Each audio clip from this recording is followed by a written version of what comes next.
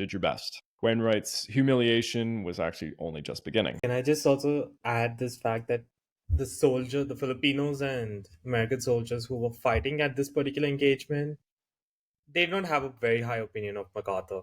They Of resented course him, not. obviously.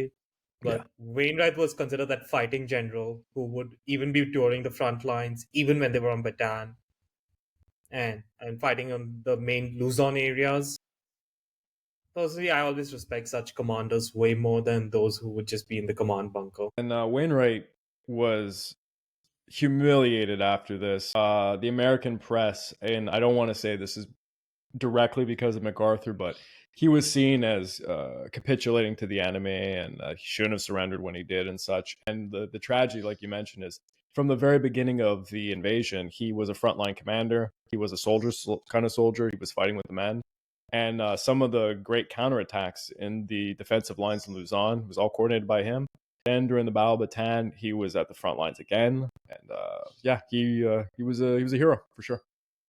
Yeah, and MacArthur screws him over. Mid 1942, he was to be awarded a Medal of Honor Yep, for his command and and it conduct was in the MacArthur. defense. And it was only after the war when he was released that MacArthur would, like not raise opposition to Wainwright being given the Medal of Honor. I do happen to know MacArthur personally apologized to Wainwright after the war upon seeing what had become of him, because as you can imagine, Wainwright was a POW and he was a skeleton.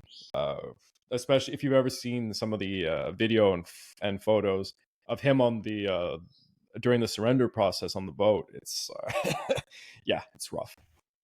MacArthur meets him in August 1945 again. You can see MacArthur is still healthy, and Of then course. Wainwright is just skin and bones. Like you can see the bones and everything on his neck in that image when they embrace. And It's everyone has to like kind of remember Wainwright went in as a general for the POW process.